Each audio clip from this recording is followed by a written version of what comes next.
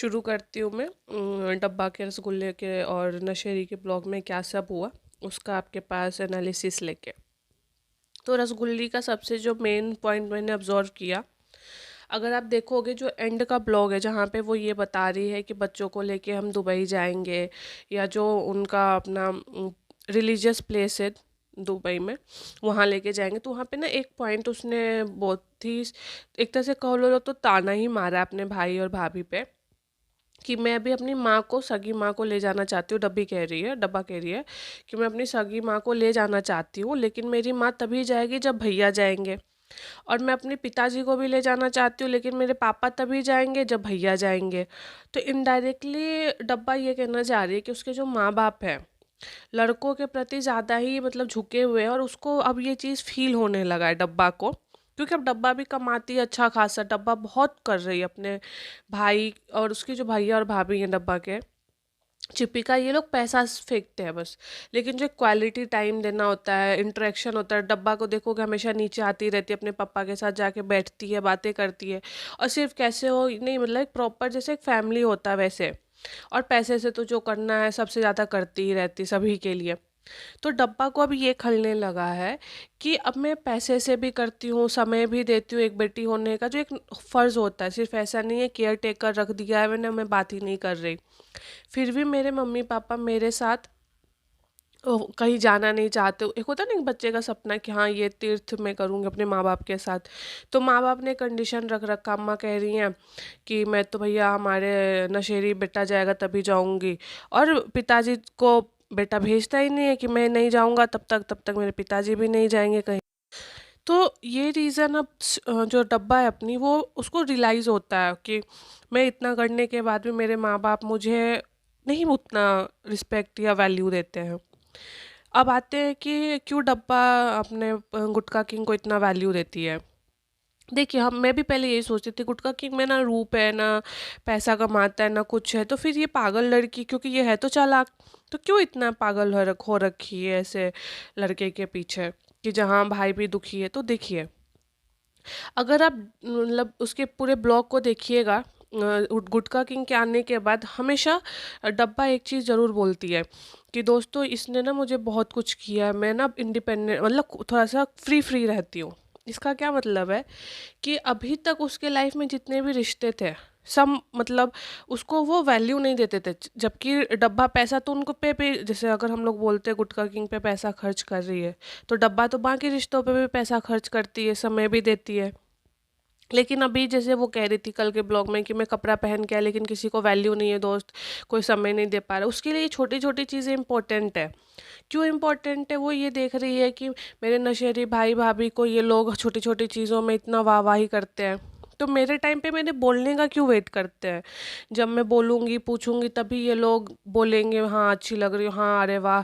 तो ये सारी चीज़ें उसको गुटखा किंग ने ना एक पहला वाला होता है ना कि फर्स्ट प्लेस तुम्हारा है डब्बा, तो डब्बा वो चीज़ मिस करती थी अपने लाइफ में।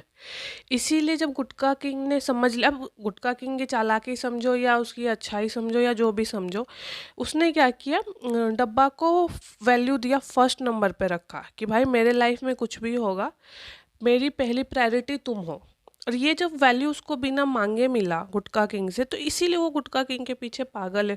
जो अगर आप एक इंसानियत लेवल पे सोचो तो एक हर एक इंसान चाहे वो अच्छा या बुरा हो उसकी एक रिक्वायरमेंट होती है, और जो इंसान उस रिक्वायरमेंट को पूरा कर देता है ऑब्वियसली वो सबसे करीब हो जाता है। इसलिए गुटखा किंग मुझे ऐसा फील होता है कि करीब है, क्योंकि रसगुल्ली को लाइफ में सब कुछ तो हो गया था। और देखिए बात ये नहीं कि हम लोग उसको रोस्ट या ट्रोल कर रहे हैं या उसको क्रिटिक उसको ओपिनियन दे रहे हैं।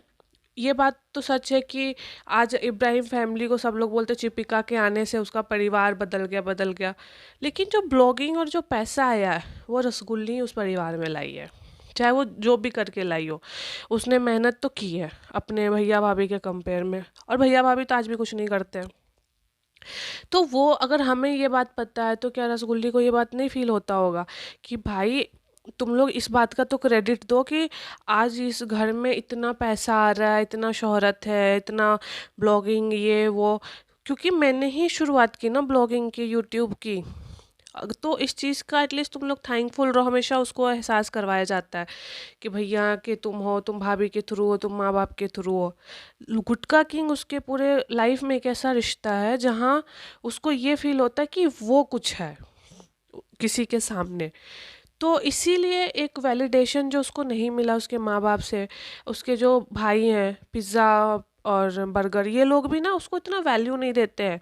जबकि अगर आप देखोगे, सिर्फ पैसा से नहीं रसगुल्ली कर रही है उन लोगों को, उसके छोटे छोटे प्रोजेक्ट्स के लिए, सुबह 4 बजे उठना है, उसके लिए वो करती है। लेकिन जब वही उसका भाई भाभी आ जाए और डब्बा आ जाए, तो पूरा परिवार पहले भाई भाभी को वैल्यू देता है। अब क्योंकि ये भी भाई शादीशुदा हो गई है, बड़ी हो रही है और साथ में पैसे भी कमा रही है, तो अब इसको भी ना वो रिस्पेक्ट चाहिए होता है घर वालों से बिन मांगे। और जब वो नहीं मिलता है तो चिड़चिड़ा जाती है। और इसीलिए अगर आप देखोगे, इसने जो डेल्टा में भी घर खरीदा है बिना किसी को बताए दिखाए, ये दिखा रहा है कि वो अब इस बात को समझ गई है कि भाई तुम लोग तो मुझे वैल्यू देते नहीं हो। थोड़ी बहुत पिज़्ज़ा देती है तो पिज़्ज़ा को वो बताइए, पर पिज़्ज़ा ही थी जो डेल्टा का घर देख रखी थी। अब रसगुल्ली भले ही ब्लॉग में डायरेक्टली ना बोलती हूँ, बट हर ब्लॉग में एक ताना मार देती है, देख रहे हैं दोस्तों इन लोगों को कोई वो वैल्यू नहीं है, देख रहे हैं दोस्तों अम्मा नहीं जाएंगे जब तक भैया नहीं जाएंगे। तो चाहे वो क्लिप वो कट कर सकती है या नहीं भी बोल सकती, लेकिन अब उसके अंदर वो दर्द इतना बढ़ गया है ना कि उसके हर डायलॉग में ताना दिखता है। उसके माँ से भी अब ना वो थोड़ा सा जैसे होता है ना उखरा सा रिप्लाई करती है, और करना भी चाहिए। उसकी माँ को समझना चाहिए कि तुम जो ये दिन भर बैठी रहती हो, जो पैसे सूट हैं, जो एक होता है ना होमली वाइब, बच्चों वाला प्यार, वो तुम्हें दे तो रसगुल्ली ही रही है ना। तुम्हारा बेटा और तुम्हारा जो बहू है, वो तुम्हें पोते से भी नहीं मिलने दे रही है।